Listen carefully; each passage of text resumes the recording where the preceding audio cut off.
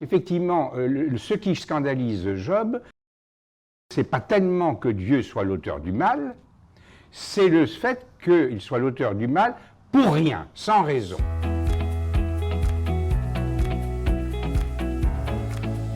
Alain Ouzio, vous êtes théologien, mais vous êtes un théologien un peu singulier parce que vous êtes quand même très attaché au dialogue avec la culture.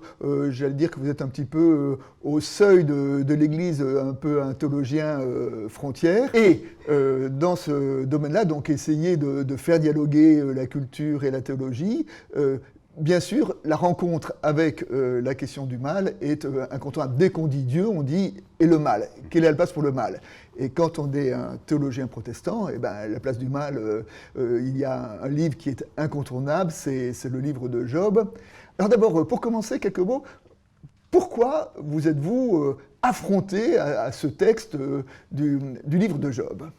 Ben, parce que c'est un texte extrêmement dérangeant. Beaucoup de gens considèrent que c'est un texte magnifique. C'est effectivement un texte magnifique sur le plan littéraire, mais c'est aussi un texte profondément dérangeant, et pour deux raisons au moins. La première, c'est qu'en fait, Job dit clairement que c'est Dieu qui est l'auteur du mal, et qu'à la fin du livre, Dieu lui dit que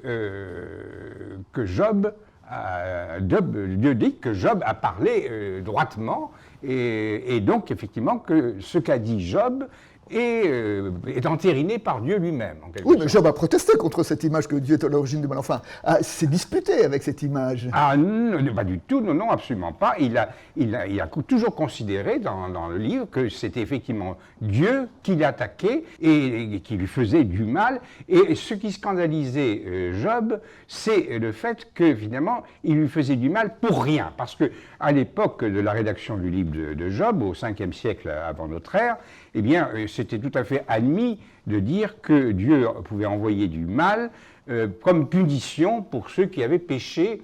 Donc le fait que Dieu soit l'auteur du mal n'était pas en soi scandaleux, c'était quelque chose qui était admis. Et donc effectivement, ce qui scandalise Job, c'est que c'est pas tellement que Dieu soit l'auteur du mal, c'est le fait qu'il soit l'auteur du mal pour rien, sans raison.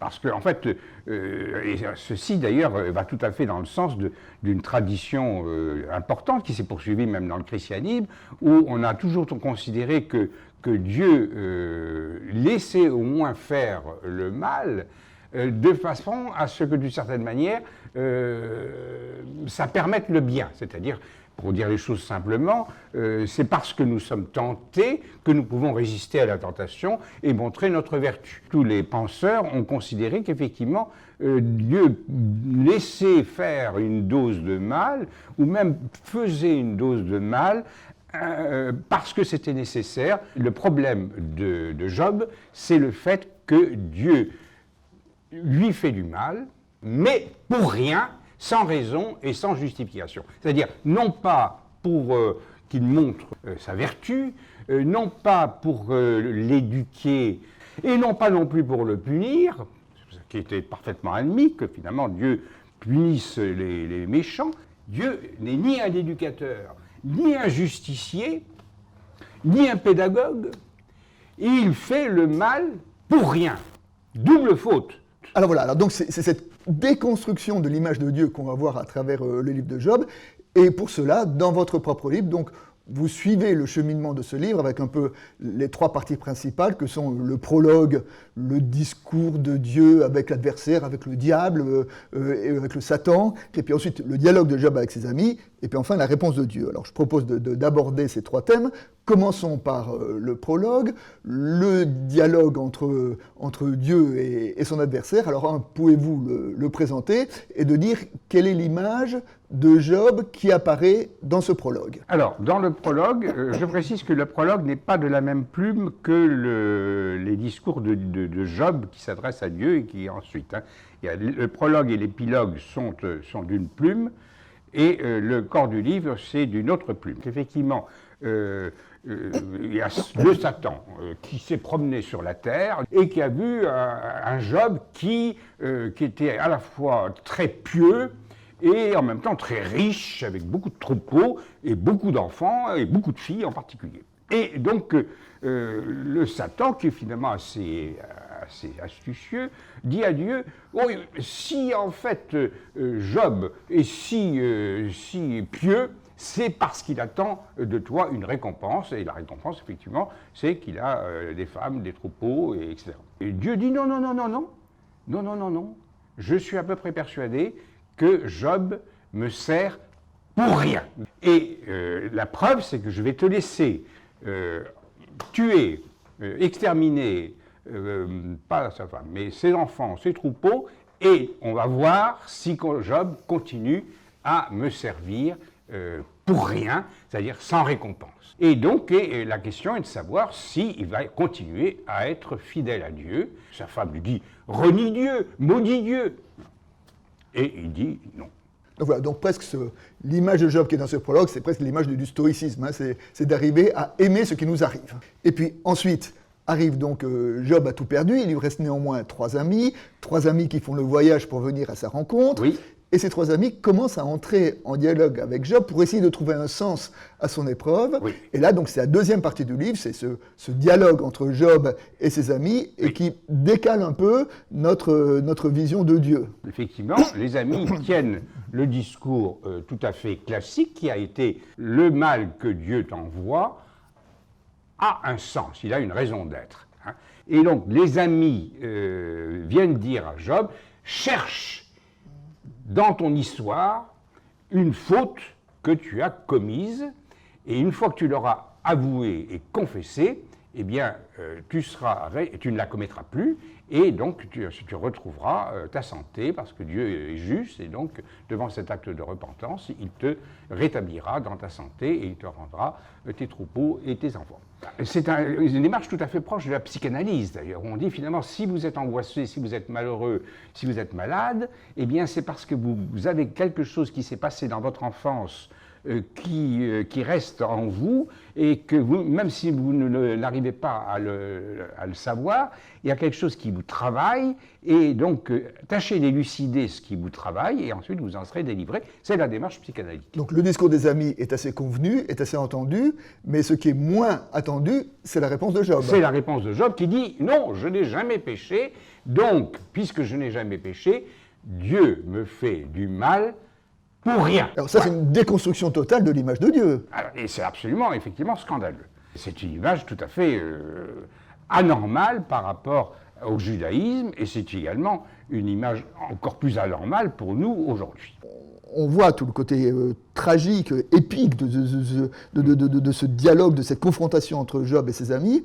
Et alors, ce qui est étonnant, c'est que c'est une longue partie, c'est sur 34-35 chapitres, hein, et que pendant que Job et ses amis discutent sur Dieu, le mal, le bien, Dieu se tait. Dieu se tait. Et puis, quand Dieu, enfin, prend la parole, il prend Job par la main, et là, il se fiche, j'allais dire, complètement des arguments que Job a partagés avec ses amis, et il emmène son ami Job dans une visite dans un safari photo. Dans un safari photo, avec la création, avec la cosmologie, l'origine des étoiles, des sources, avec la zoologie, les animaux, enfin avec la mythologie, avec le fameux Béhémoth et Léviathan, qu'on assimile parfois à l'hippopotame et au crocodile. Mais alors, qu'est-ce qu'un hippopotame vient faire dans la théologie ? Alors, donc, effectivement, le discours de Dieu est totalement incongru, totalement déconcertant, et donc il commence par montrer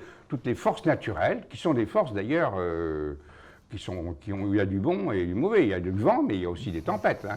Donc, ce Dieu montre à Job des vents, des marées, des tempêtes, des ouragans, la foudre, les étoiles aussi, enfin, il montre tout ça. Et il les présente de manière totalement burlesque, totalement folâtre.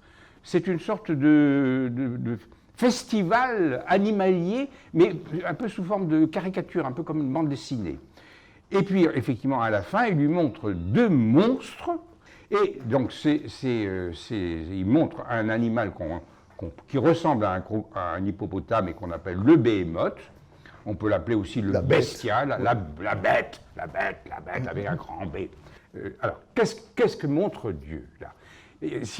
il montre des phénomènes qui ne sont ni bons ni mauvais, c'est-à-dire qui ignorent le bien et le mal. Parce que, donc, encore une fois, hein, le problème de Job, c'est pourquoi est-ce que tu m'envoies le mal? Et en fait, ce que lui répond Dieu, c'est que, en fait, le mal, c'est une manière de voir les choses. Et donc, en réalité, ce que dit Dieu, c'est qu'il n'y a ni bien ni mal, et les tempêtes, c'est ni bien ni mal, ce sont des phénomènes naturels, c'est ni bien ni mal. Ce n'est mal d'une tempête que dans notre regard.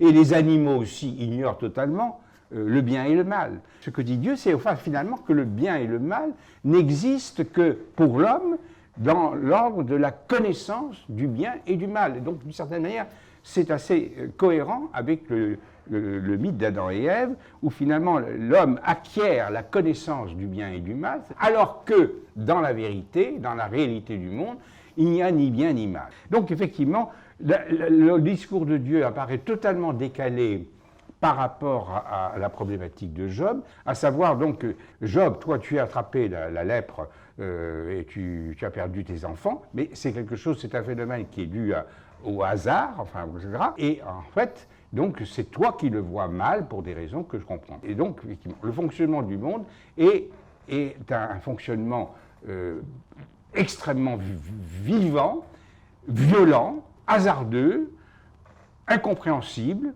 absurde, et Dieu considère, il se présente comme étant la force, la puissance, qui anime tous ces phénomènes à la fois cosmiques, animaliers et chaotiques. Alors Alain Oziot, expliquez-moi quelque chose.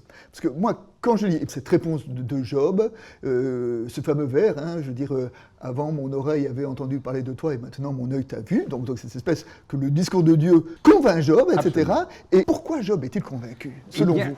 Je pense qu'il est convaincu par quelque chose qui est une image de Dieu, qui est totalement différente de celle de la théologie juive de l'époque et de notre théologie. C'est-à-dire, on a une présentation d'un Dieu qui est un Dieu, on pourrait dire, assez proche de l'animisme, assez proche de ce qu'il est dans beaucoup de religions asiatiques, et à savoir comme en quelque sorte, le tout-puissant qui anime la toute-puissance des forces naturelles, des forces de vie, voilà. Mais qui les anime, on pourrait en dire, dans une sorte de générosité pour rien et sans raison. C'est-à-dire, Dieu est vraiment présenté comme le tout-puissant, la source toute puissance de toutes les puissances qui se manifestent dans le monde. Et c'est ça qui convainc Job. Et c'est ça qui convainc Job, et moi ça me convainc aussi.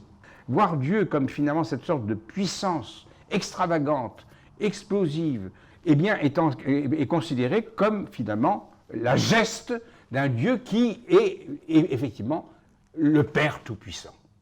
Alors, à la fin de votre livre, de dire maintenant, voilà, tous ces éclairages qu'on a sur Dieu, comment est-ce qu'on peut les entendre, nous, en tant que chrétiens aujourd'hui, et dans la conclusion de votre livre, vous faites un parallèle je trouve, très saisissant entre ce Dieu pour rien et la grâce de Jésus-Christ, la grâce de l'Évangile. Alors, est-ce que vous pouvez me dire maintenant, avec ce regard de la sola gratia, oui.